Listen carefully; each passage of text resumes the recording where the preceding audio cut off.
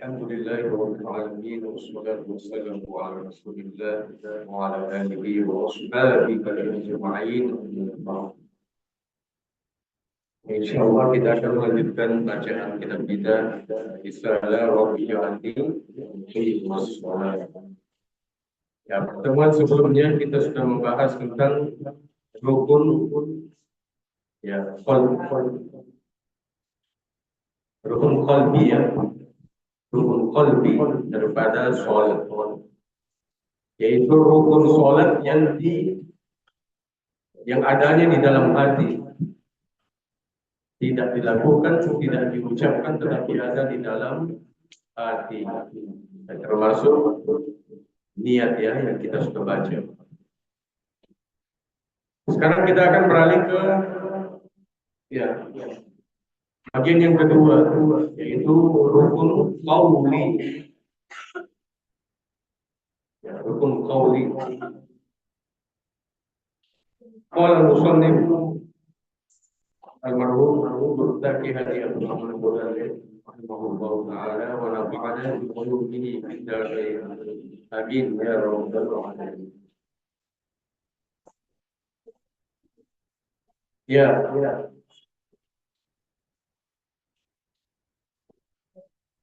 Rukun qauli. Bismillahirrahmanirrahim. Rukun qauli, yaitu rukun qauli. Masalah itu di atas ya. Qauli belum ini. Jadi bagian yang kedua yaitu rukun qauli. Rukun qauli. Rukun qauli bertuanna baca-bacana nilai. Rukun qauli adalah yang diucapkan oleh lidah,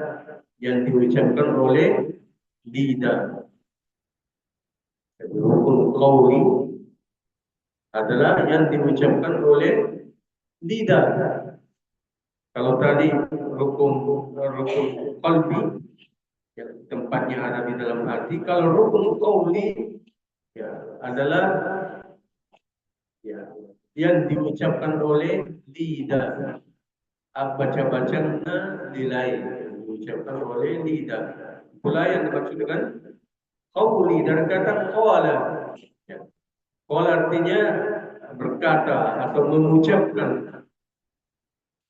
Sehingga qauli artinya yang diucapkan oleh lidah kita. Kenapa rukun qauli ini 5 rukun datang?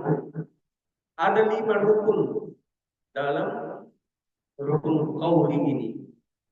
Ada 5 rukun yang ada dalam rukun qauli ini.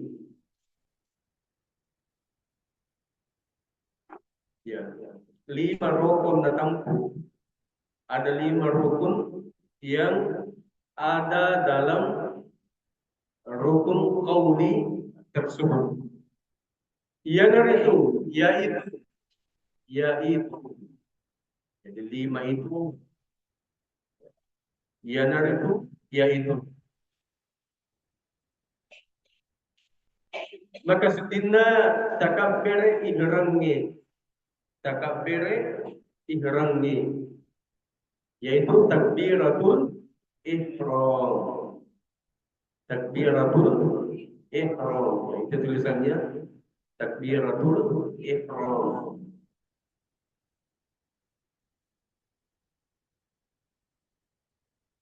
Apa artinya takbir? Takbiratul.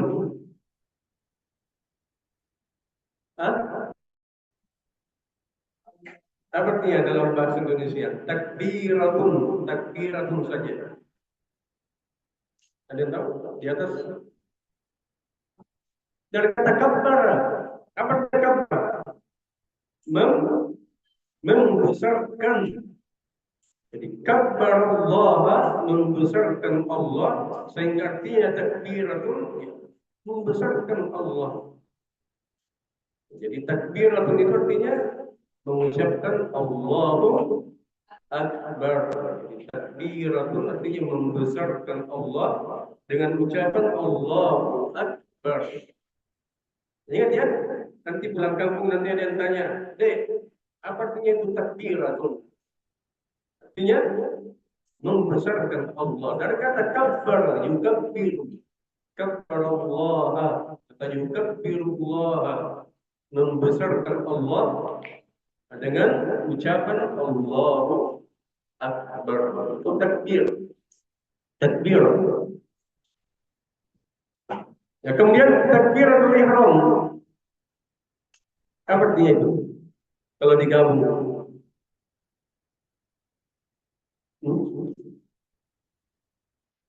Apa itu ihram?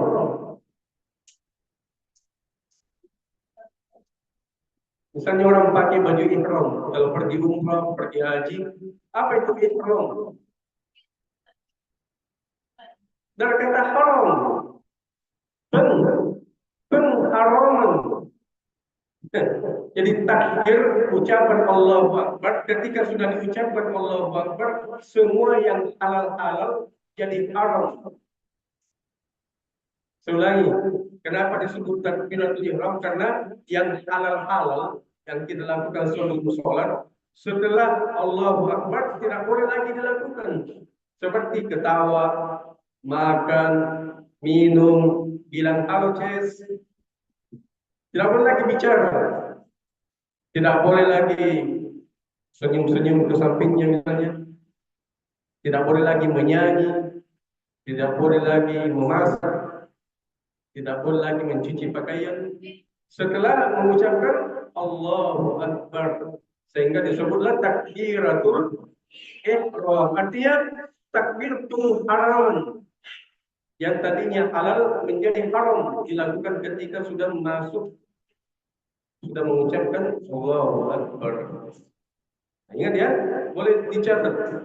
Takbiratul ihram adalah takbir pengharaman yang tadinya halal tiba-tiba jadi haram.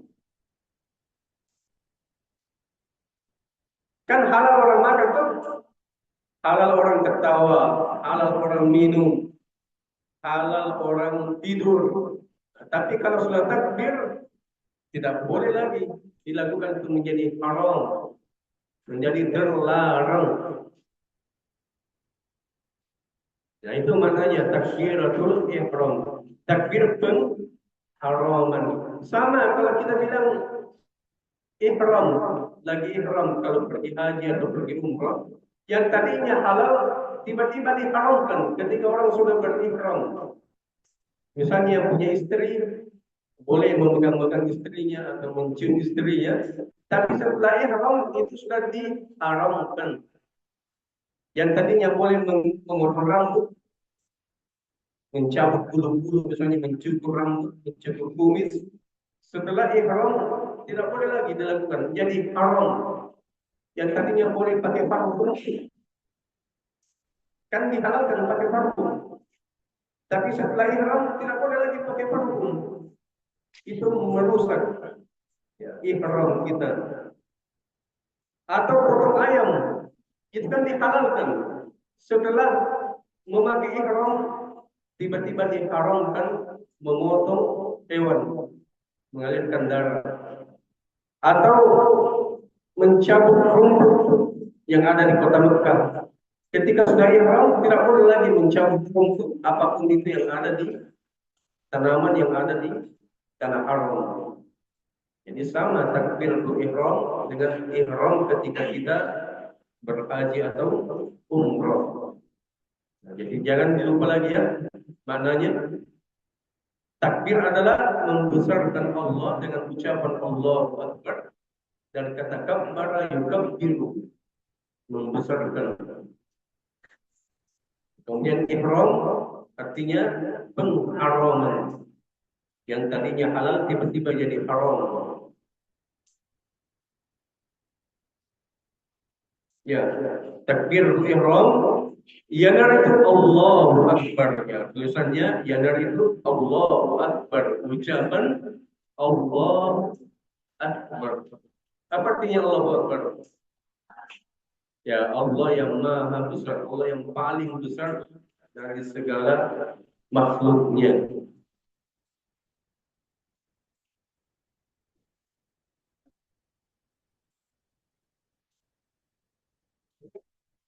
Ya, dari di dalam kitab-kitab fikih nanti kalau belajar lanjut nanti tingkat lanjutan khususnya di kitab-kitab Syafi'i, kitab-kitabnya Imam Syafi'i itu banyak penjelasan tentang Allahu Akbar di takbiratul ihram. Coba dengarkan dulu. Hal-hal yang tidak diperbolehkan ketika mengucapkan Allahu Akbar. Bisa-bisa tidak sah takbiratul ihramnya. Yang pertama, tidak boleh mengganti Allah dengan nama yang lain. Pertama, tidak boleh mengganti lafzul jalalah Allah dengan nama Allah yang lain. Tidak boleh kita bilang Ar-Rahman Akbar. Sekalipun itu nama Allah. Atau misalnya Allah Tibu Akbar. Tidak boleh. Tidak boleh, harus Allah saja. Karena itu yang dicontohkan oleh Rasulullah. Atau Ar-Rahimu Akbar. Tidak boleh. Harus Allahu Akbar. Yang kedua, tidak boleh mendahulukan Akbar kemudian Allah. Sekalipun maknanya tetap sama. Tidak boleh kita bilang Akbar Allah. Maha besar Allah. Sama artinya, tapi tidak boleh dibalik. Ya, Akbar baru Allah. Itu yang kedua. Yang ketiga, tidak boleh memanjangkan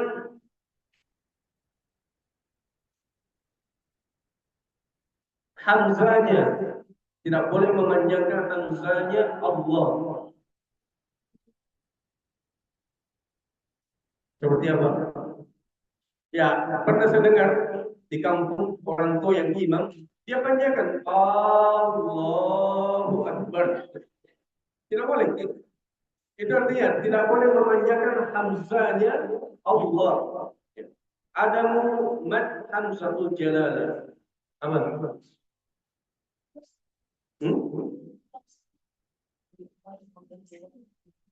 Belum nomor dua. Gimana itu? Tentang? Oh ya. Yang pertama tadi tidak boleh mengganti lafaz Allah dengan nama Allah yang lain.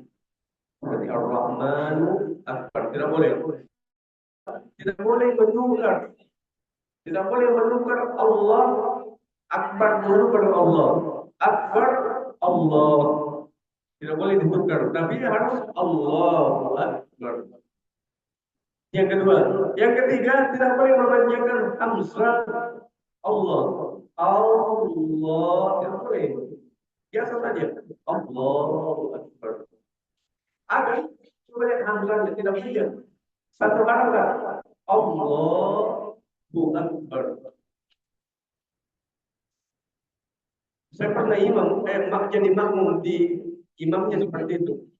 Itu tidak boleh ya. Mungkin karena dia tidak pernah di pesantren. Akhirnya ya salah seperti itu. Kalau santri tidak boleh lagi seperti itu. Allah tidak boleh. Yang berikutnya ada mad ba'il akbar. Tidak boleh memanjangkan huruf ba-nya akbar. Ini juga saya pernah dengar. Allahu Akbar. Baru-baru bulan lalu mungkin saya sholat di kantor Departemen Agama Sulsel di Jalan Nur. Saya sholat zuhur itu saya kan ada acara, ada seminar di masjid Departemen Agama Sulsel. Yang imam itu saya belum tahu, yang jelas dia orang petinggi di situ. Begitu caranya, dia imam setiap dia mengucap Allahu Akbar panjang banyak. Allahu Akbar. Setiap sujud, ruku pasti begitu. Allahu Akbar. Jadi panjangkan banyak itu tidak boleh. Setiap satu harakat Allahu Akbar. Ya. Ternyata ada seperti itu. Makanya ini dijelaskan dalam kitab-kitab Syafi'iyah, tidak boleh seperti itu. Tidak boleh memanjakan huruf ba di akbar. Ya, berikutnya, tidak boleh juga menambah waw antara Allah dengan akbar. Ini juga perlu saya dengarkan. Allahu akbar. Tidak ada di atas. Ini saya dapatkan di kitab-kitab Imam Syafi'iyah, kitab-kitab mazhab Syafi'i itu jelaskan satu-satu seperti itu. Tidak boleh menambah waw antara Allah dengan akbar. Allahu akbar. Tambah panjang itu Allah. Ya, berikutnya, tidak boleh berhenti terlalu lama antara Allah dengan akbar. Ini juga pernah saya dengarkan. Allah akbar. Allah dikasih spasi di situ. Allah kayak berhenti. Ada antaranya antara Allah dengan akbar. Jadi langsung disambung. Allahu akbar. Tidak ada pemisah di antara keduanya. Yang terakhir, ini yang paling penting, dengarkan. Ketika mengucapkan Allahu Akbar, yang paling penting ayyasma'a nafsahu jami'an wudu'iha. Harus didengar sendiri. Harus kita dengar itu, tidak boleh bisik-bisik atau tidak boleh dibayangkan saja. Mulutnya tidak terbuka. Harus diucapkan Allahu Akbar. Saya biasa lihat orang sholat, saya perhatikan dia sholat kok tidak terbuka mulutnya. Kayak diam saja, mungkin dibaca dalam hati, tidak sah itu. Karena semua rukun qauli ini harus kita dengarkan. Kalau kita mendengar, kecuali orang tuli ya, kan di sini tidak ada orang tuli ya. Kecuali orang tuli, tidak apa-apa karena memang tidak mendengar. Tapi kalau kita bukan orang tuli, wajib kita dengar apa yang kita ucapkan. Allahu Akbar. Misalnya sholat sendiri ya, ada orang sholat sendiri, misalnya sholat sunnah, harus didengarkan. Sekalipun kecil, berbisik. Allah. Harus kita dengar. Tidak boleh tidak. Itu syaratnya itu. Semua rukun qauli ini yang kita akan baca nanti, itu ayyasma'a nafsahu atau nafsu jami'a wudu'i. Dia mendengarkan sendiri ya, apa yang dia ucapkan. Setiap hurufnya itu harus didengarkan. Ayyasma'a nafsuhu jami'a wudu'iha. Jadi tidak ada istilah menghayalkan apa yang kita baca atau cuma mengimajinasikan apa yang kita baca. Tidak boleh, harus diucapkan dengan lidah, dengan mulut kita. Namanya saja qauli. Qauli itu diucapkan, bukan dikhayalkan, tapi diucapkan dengan lidah, dengan mulut kita. Jadi kita kembali tadi. Jadi yang pertama, rukun qauli adalah takbiratul ihram. Dia takbir pengharaman. Ya, dengan ucapan Allahu Akbar. Tidak boleh panjang tadi. Allah, ya Allahu Akbar. Tidak boleh. Yang biasa saja. Ya, dan yang terpenting harus didengarkan oleh diri kita yang mengucapkan. Yang kedua, baca Fatihah, qiraatul Fatihah, membaca surah Al-Fatihah.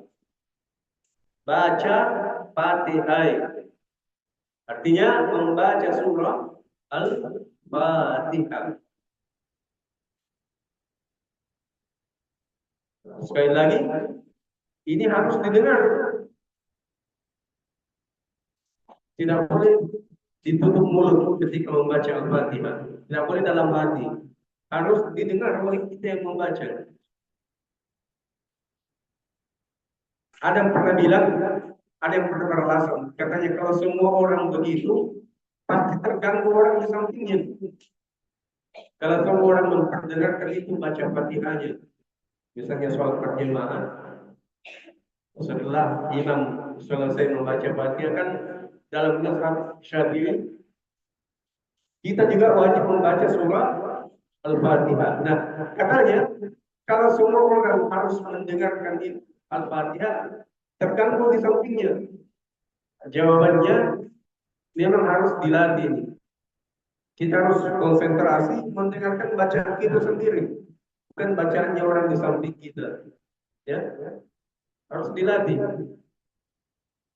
Jadi coba latihan, harus dengar itu. Harus kita dengarkan setiap huruf dari surah Al-Fatihah. Ya. Rukun yang ketiga daripada rukun qauli, membaca tahiyat, membaca tahiyat. At-tahiyyatul mubarakatuh, sholawatu sampai terakhir. Itu rukun qauli yang ketiga adalah membaca tahiyat, membaca tahiyat.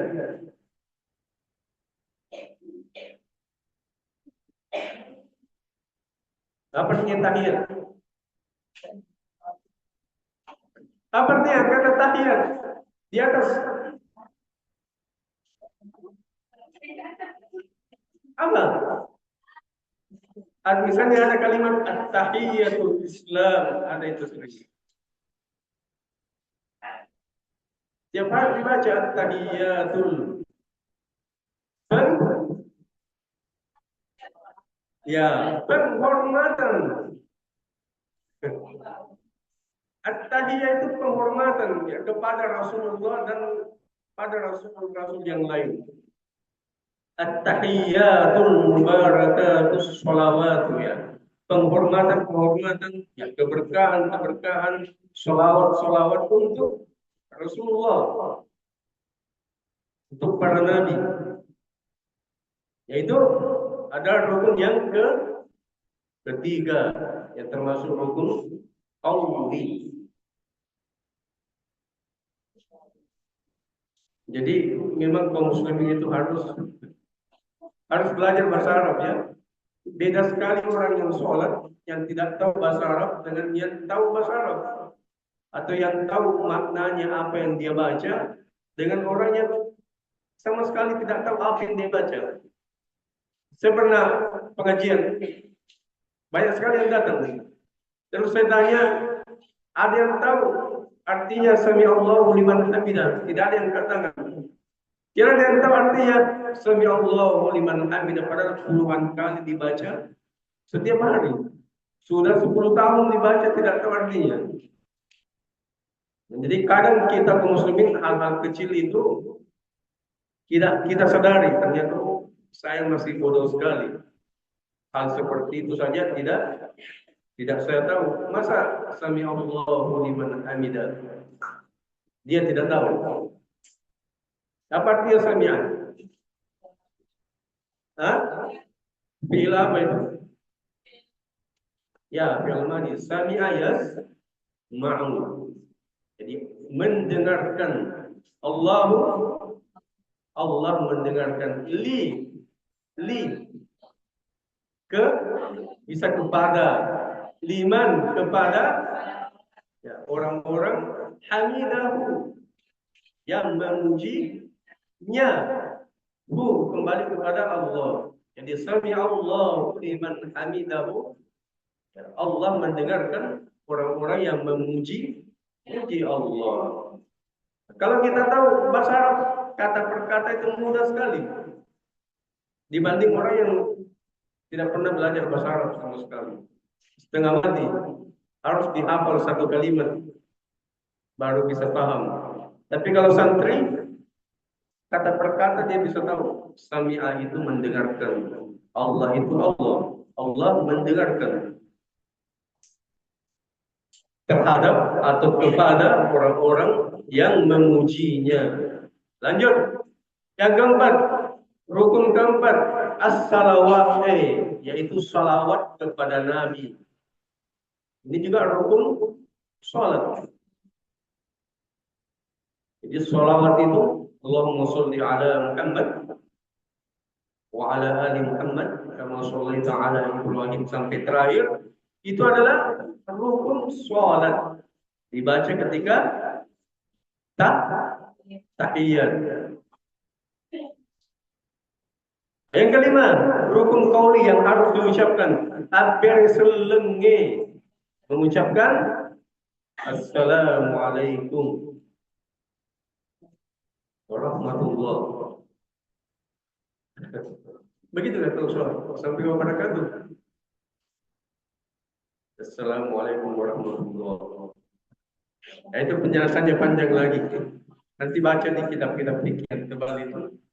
Nah, kenapa cuma sampai Assalamualaikum warahmatullahi wabarakatuh? Kenapa tidak sampai wabarakatuh? Nah, di sini ringkas saja. Jadi risalah itu, risalah Rabbi ja'alni muqimas shalah. Risalah itu artinya tulisan singkat. Jadi tipis ini kitabnya bertal. Jadi tidak dijelaskan secara terperinci, cuma poin-poinnya saja yang beliau tuliskan. Kalau mau belajar selanjutnya harus baca kitab-kitab fikih yang tebal ya. Yang lengkap dalilnya tiap rukun ini. Di sini tidak ada ditulis dalilnya. Cuma disebutkan rukun qauli ini 5. Yang pertama tadi takbiratul ihram, yang kedua baca Fatihah, yang ketiga tahiyat, yang keempat sholawat, yang kelima mengucapkan salam. Ya. Assalamualaikum ke kanan. Yang wajib ke kanan ya, ke kiri itu sunnah. Misalnya ada orang sholat, setelah salam ke kanan tiba-tiba dia tertawa. Atau tiba-tiba dia buang air, buang angin gitu. Maka itu sah sholatnya. Karena yang wajib cuma ke kanan. Itu sudah disepakati ulama ya. Yang wajib cuma ke kanan. Tapi jangan disengaja juga. Assalamualaikum warahmatullahi wabarakatuh. Halo. Jangan ya. Seperti biasa.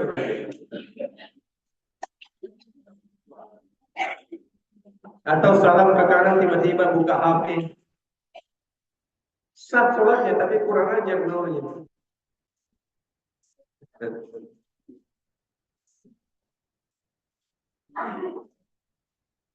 Sama misalnya pergi masjid, ada laki-laki pergi sholat Jumat, dia cuma pakai sarung saja, tapi tertutup auratnya, apakah sah sholatnya? Sah, tapi kurang ajar. Tidak punya adab, tidak punya akhlak, tapi secara fikih sholatnya sah, tertutup pusarnya sampai di bawah lutut, itu sudah bisa sholat. Tapi tidak bagus seperti itu.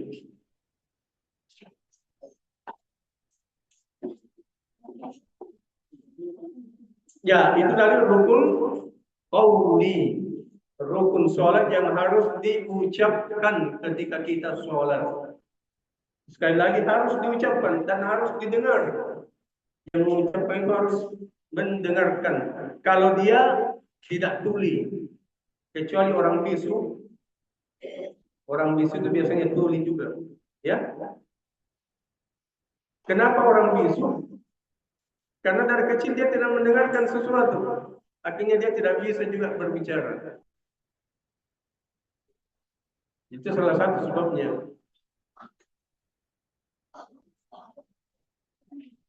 Pernah lihat sholat orang bisu sholat? Bagaimana caranya? Bagaimana caranya? Dia pakai isyarat itu, pakai tangan. Begini, goyang-goyang tangannya. Dia bicara, ya Allah, alhamdulillahirabbil alamin. Sama menghafal, orang bisu yang menghafal itu ada kelasnya khusus. Coba lihat di YouTube nanti, buka di YouTube kalau pulang. Ya, itu ada di Masjidil Haram atau di Madinah kelas khusus menghafal bagi orang bisu. Caranya pakai tangan di depan gurunya menghadap begitu. Gurunya juga paham karena gurunya mengajarkan ini pakai bahasa bisu. Mereka kalau sholat juga seperti itu. Tidak mungkin mengucapkan karena dia bisu, tapi dia pakai gerakan saja. Tangannya yang goyang-goyang ketika membaca Al-Fatihah. Tapi bagi kita yang bukan orang bisu, maka harus didengar apa yang kita baca. Ya lanjut. Ya lanjut, rukun fi'ali yang merupakan rukun fi'ali. Kan sudah dari rukun qalbi, kemudian qauli, sekarang rukun fi'ali. Ya, rukun fi'aliyun.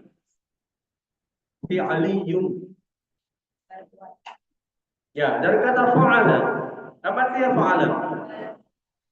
Melakukan, memperbuat, melaksanakan dengan anggota badan. Itu namanya fa'ala. Jadi rukun fi'ali bertuanna artinya, tulis. Rukun fi'ali bertuanna artinya kedo-kedo, gau-gau. Kedo-kedo artinya gerakan-gerakan. Jadi rukun fi'li artinya gerakan-gerakan, gau-gau, perbuatan-perbuatan. Gerakan-gerakan atau perbuatan-perbuatan yang dilakukan dalam sholat, dilakukan oleh anggota tubuh kita. Ya. Lanjut, tentang rukun ngatampu yanar itu. Ada 6 rukun yang termasuk rukun fi'ali. Ada 6 rukun yang termasuk rukun fi'ali yang harus dilakukan. Tidak diucapkan tapi dilakukan, digerakkan. Yanar itu yaitu ada 6 rukun yang termasuk rukun fi'ali. Yanar itu yaitu, maka sedina tetunge ritau paulewe, berdiri bagi yang sanggup, berdiri bagi yang mampu atau yang sanggup berdiri. Jadi kalau kita masih kuat berdiri, tidak boleh duduk. Karena wajib rukun sholat. Yang pertama, tetonge ritau paulewe, berdiri bagi yang sanggup atau bagi yang mampu.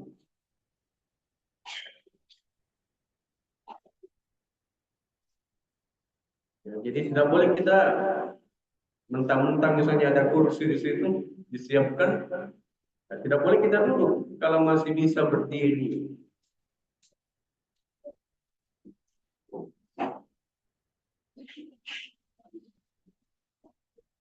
Bahkan dengarkan, bahkan orang yang tidak bisa berdiri lama ketika takbiratul ihram itu harus berdiri dulu. Ada orang saya lihat kakek-kakek sholat di masjid dari awal sudah duduk. Dari awal sudah duduk di kursi, padahal dia bisa berdiri 1 menit misalnya. Dia bisa berdiri, tapi dia dari awal sudah duduk. Itu tidak sepantasnya begitu. Jadi sebaiknya berdiri dulu. Setelah capek tidak bisa lagi baru duduk. Jangan langsung duduk. Karena rukun itu. Yang namanya rukun diusahakan. Harus diusahakan bisa dilakukan semampu kita. Jadi misalnya ada orang tuanya nanti ada yang sakit misalnya, kasih tahu kalau sholat berdiri dulu. Nanti kalau sudah tidak tahan barulah duduk. Jangan dari awal sudah duduk memang padahal masih bisa berdiri ketika takbiratul ihram. Jadi yang pertama, tetonge ritau paulene, berdiri bagi orang yang mampu atau bagi orang yang sanggup. Yang kedua, rukun yang kedua yang termasuk fi'ali, rukun fi'ali. Roko'e nasibawai as-sausau atau at-tumanina. Ruku disertai dengan tumanina. Roko'e nasibawai as-sausau atau at-tumanina. Ruku atau ruku disertai dengan tumanina. Apa artinya tumanina? Ter apa tumanina? Ter ya tenang. Dari kata itma'anna ya. Itma'anna menjadi at-tumanina. Ya. Misalnya ada orang Arab bilang hatiku sudah tenang. Apa bahasa Arabnya? Aku melihatmu hatiku jadi tenang. Apa bahasa Arabnya? Itma'anna, dengarkan. Itma'anna qalbi. Misalnya, hatiku jadi tenang. Jadi itma'anna. Jadi at-tumanina. Ulangi. Rukun yang kedua yang termasuk rukun fi'ali adalah roko'e nasibawai as-saw-saw atau at-tumanina.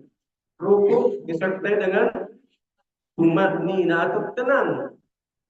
Yang namanya tumanina nanti dibaca di buku fikih. Dengarkan, yang termasuk tumanina yang dijelaskan oleh para ulama, minimal kita membaca sami apa bacaan rukun. Subhana rabbiyal azim. Satu kali dengan tenang. Itu dimaksud dengan tumanina. Minimal kita membaca Subhana rabbiyal azim dengan tenang. Itu minimal satu kali. Itu sudah dianggap tumanina. Jadi kalau ada orang ruku cepat sekali, seakan-akan tidak bisa dia baca itu Subhanallahil azim wa bihamdi dengan tenang, itu belum tumanina, tidak boleh seperti itu. Seperti yang pernah kita baca sebelumnya, sholat seperti mapito manu, seperti ayam mematuk-matuk makanan. Ya, belum sempat membaca doa atau tasbih sudah diangkat lagi kepalanya. Itu tidak seperti itu. Yang ketiga, sujud nasibawai as-saw-saw atau at-tumanina. Sujud disertai dengan tumanina. Rukun yang ketiga yang termasuk fi'ali. Sujud nasibawai as-saw-saw atau at-tumanina. Sujud disertai dengan ya tumanina, tenang ya.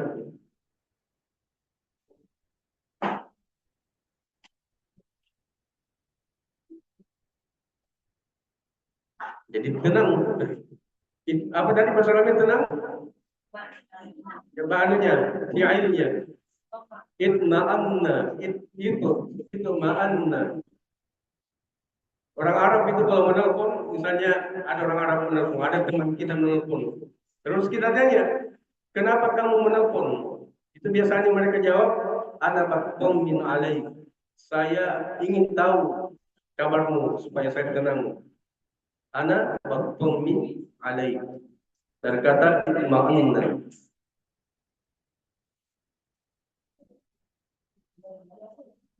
Yang keempat, iktidalamnya nasibawai as-saw-saw atau at-tumanina. Ya, i'tidal. Ya, i'tidal disertai dengan tumanina. Sekarang apa artinya i'tidal? Ya kan? Apa bahasa Indonesianya i'tidal? Dari kata i'tadal.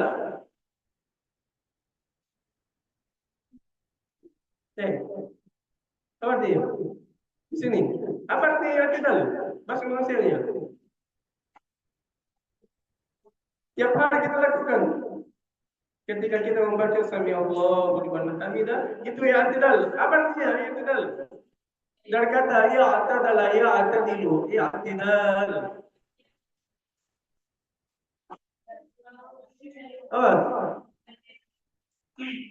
Apa?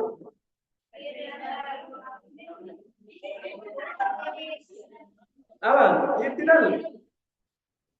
Asal katanya kan i'tadala, i'tadilu menjadi i'tidal. Dengarkan, biasanya, dengarkan.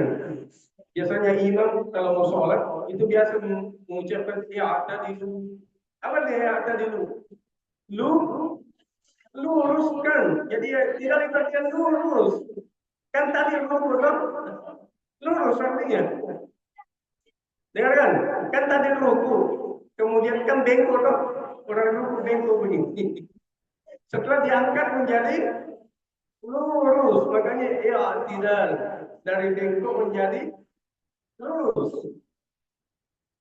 Ya tidak katanya meluruskan badan, kecuali orangnya bungkuk.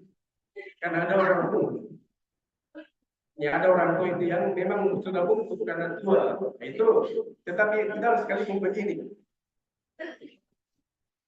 Apalagi artinya ya tidak lurus, meluruskan badan dari kaki sampai kepala lurus.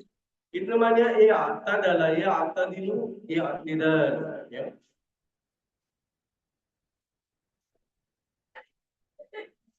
Coba santri saja belum tahu, apalagi yang bukan santri. Ya, tapi bisa jadi ada orang bukan santri dia tahu. Kalau dia sering ikut pengajian kah, atau dia sering buka kamus bahasa Arab misalnya. Nah, ingat itu, yang tidak dari kata ya adalah artinya lurus.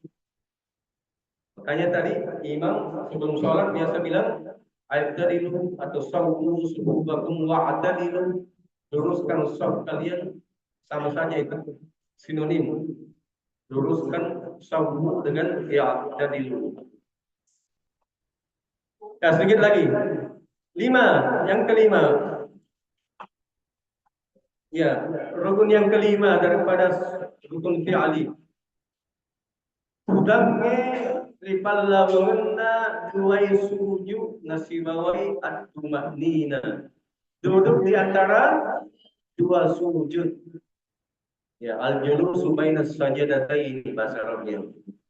Duduk di antara dua sujud. Disertai dengan tumanina juga, harus tenang juga.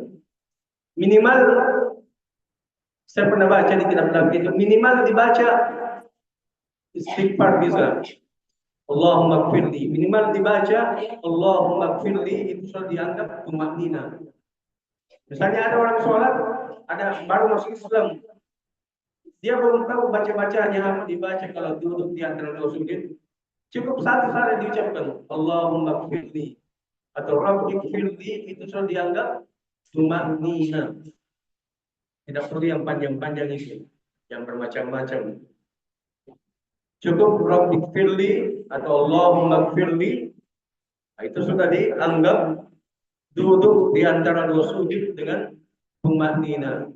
Yang keenam, terakhir daripada rukun fi'ali, tudang matahiyat pacapurenge. Duduk tahiyat yang terakhir. Jadi duduk tahiyat yang terakhir itu rukun. Kalau tahiyat pertama itu bukan rukun. Nanti kita baca selanjutnya. Tapi yang termasuk rukun adalah tahiyat terakhir saja. Duduk bertahiyat di tahiyat terakhir. Tudang matahiyat pacapurenge. Duduk bertahiyat di tahiyat yang terakhir. Jadi ternyata ada kata-kata yang tiap hari kita lakukan, kita belum tahu artinya. Seperti tadi, takbiratul ihram, kemudian at-tahiyyatu, kemudian apa? Al-i'tidal. Nah, jadi harus harus banyak membaca memang ya, banyak membaca dan banyak mendengarkan.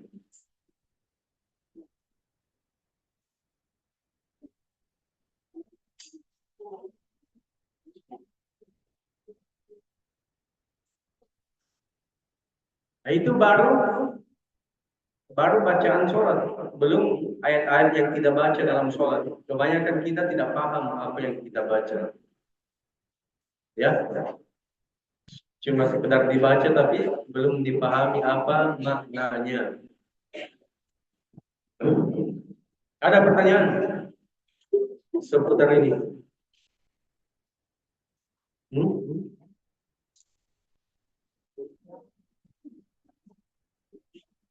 Oh iya, kemarin saya dapatkan video, dengarkan.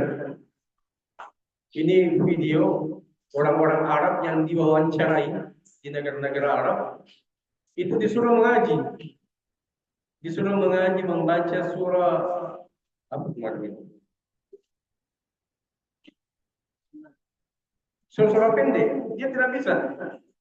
Jadi jangan dikira orang Arab itu pintar mengaji semua, tidak. Sama di sini.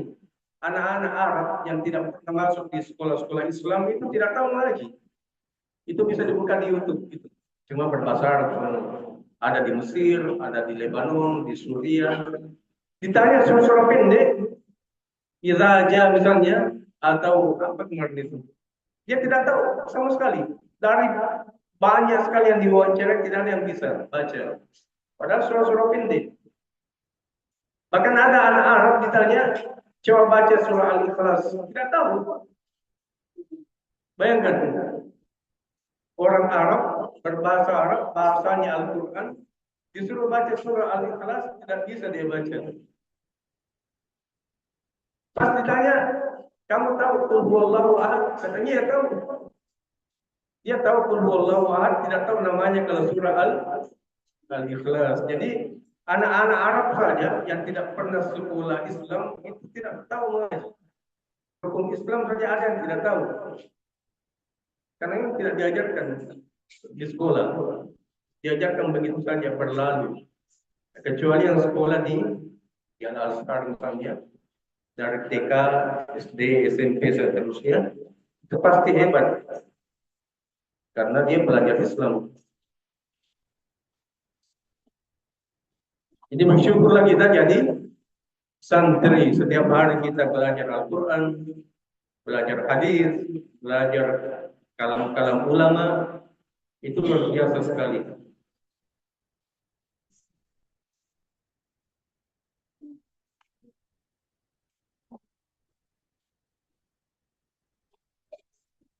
Baru dengarkan sedikit 2 menit ya. Baru-baru ada teman orang Arab, itu 3 orang datang ke pesantren di Imam Hasim, perempuan. Ada yang dari Aljazair, ada yang dari Mesir, ada dari satunya dari Libya ya. Itu waktu datang ke pondok, kan disuruh anak-anak mengaji, menampilkan hafalannya. Mengaji tanpa membuka mushaf. Itu mereka sampai menangis itu. Karena tidak mengira orang yang bukan orang Arab bisa hafal Quran. Bagaimana caranya kalian katanya menghafal Quran dan bukan orang Arab? Dia tidak sangka orang anak-anak Indonesia itu dia bisa hafal Quran sampai 30 juz. Sampai mereka menangis itu. Apalagi dia di negaranya tidak ada namanya pesantren. Jadi di Arab itu tidak ada pesantren. Anak-anak belajar Islam tidak diasramakan seperti kita di sini. Mereka tetap tinggal di rumahnya. Nanti sore pulang sekolah baru pergi belajar sama kiai, sama syekh, atau malam hari baru pergi menghafal di gunungnya. Baru pulang lagi ke rumahnya. Tidak ada istilah diasramakan tinggal di pesantren. Makanya dia bilang, masa katanya tega sekali orang tuanya di sini Indonesia. Masih kecil anaknya seperti ini sudah dikirim ke pesantren. Di Arab tidak ada seperti itu. Makanya mereka heboh kemarin itu.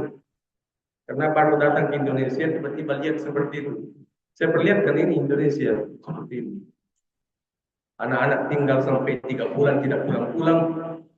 Katanya masalah. Bisa hanya katanya itu. Sampai mereka menangis melihat anak-anak bisa mengaji, bisa menghafal.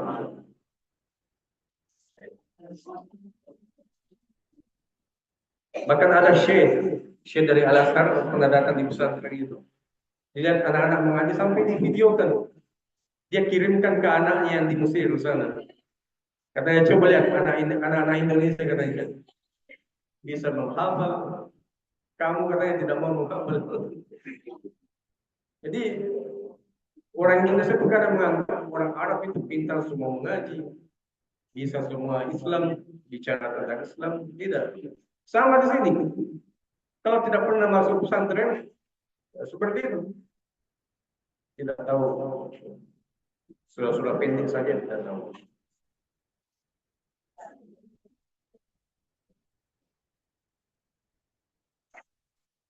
Pernah juga satu lagi. Pernah ada mahasiswa dari Suriah S2 di UIN. Dia dapat beasiswa dari Suriah S2 di UIN Alauddin. Itu laki-laki ya. Tapi bukan di jurusan agama, dia ambil jurusan pendidikan kalau nggak salah. Itu saya panggil ke pondok, saya suruh kayak ceramah begitu, ceramah ke santri. Dia tidak bisa mengaji ternyata. Saya tidak sangka, saya kira pintar mengaji atau sudah hafal Quran sekian juz. Tidak bisa dia mengaji, tidak bisa mengaji. Padahal dia sudah tulis itu. Dia baca di depannya santri, terbata-bata ayat-ayat Al-Quran. Padahal orang Arab, jenggotnya lebat. Kalau kita lihat, apa ini, hebat ini. Ternyata dia tidak bisa mengaji. Nah, jadi itu gambaran bahwa kita kadang tertipu dengan penglihatan kita. Jadi bersyukurlah kita jadi santri. Makanya harus rajin belajar. Jangan sampai tidak saja kayak tadi belum tahu artinya. Jadi tidak itu ya. Kembali ke fiilnya saja. Ya adalah ya tadi.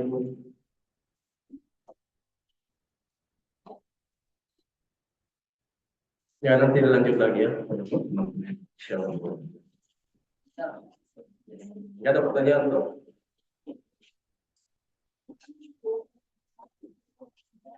Oh ya satu lagi. Waktu saya di Mesir, saya punya banyak teman orang Mesir. Dia datang ke kosan, saya dilihat sholat. Karena saya terlambat datang, tidak ke masjid, saya sholat di rumah. Dia sampai bilang, kamu Islam sekali. Masa kamu sholat 5 waktu katanya. Jadi anak-anak Arab itu jarang yang sholat 5 waktu. Kecuali yang sekolah di sekolah-sekolah Azhar. Kalau di luar itu tidak sholat. Karena orang tuanya juga tidak sholat. Banyak tidak sholat, tidak puasa, tidak. Kalau Ramadan tidak puasa. Anak-anak muda itu pergi main bola tidak puasa. Ya. Mungkin kita kira dong, orang Arab itu rajin sholat. Yang datang sholat ke masjid orang-orang tua, anak-anak muda jarang yang ke masjid. Coba lihatkan nanti. Kalau pergi umroh ya misalnya, jangan sholat di Masjidil Haram, cari masjid yang jauh. Coba lihat yang sholat itu yang cuma orang tua. Yang datang sholat anak-anak muda jarang sekali, dihitung jari. Karena mereka tidak sholat. Makanya dia bilang, kamu Islam sekali katanya. Rajin sholat tiap hari. Nah, jadi seperti itu gambarannya. Bukan cuma di sini orang tidak sholat. Di Arab juga. Padahal Muslim. Mereka juga tidak sholat. Sebelum saya pulang ke Indonesia dulu, saya ke warnet. Mau kabarin bilang saya sudah mau pulang. Karena dulu belum ada telepon ya. Kayak di sini, kayak sekarang. Itu saya ke warnet bulan Ramadan. Masuk warnet merokok semua siang-siang. Anak-anak muda itu. Sudah Masya Allah. Luar biasa.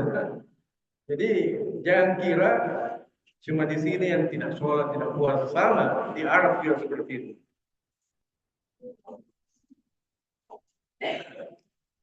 Ya tapi kalau yang sekolah di Al-Azhar, insya Allah sholat puasa sedang hebat-hebat. Kuliah di Al-Azhar atau di perguruan-perguruan tinggi Islam. Ya.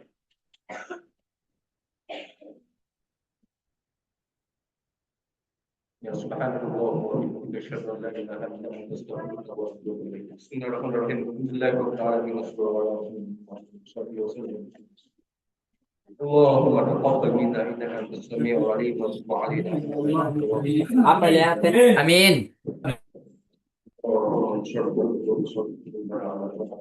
اللهم انا نسالك الهدى والتقى والعافيه اللهم انا نسالك علما نافعا وعلما طيبا وعملا متقبلا ربنا آتنا في الدنيا حسنة وفي الآخرة حسنة وقنا عذاب النار صلى الله عليه وسلم الحمد لله رب العالمين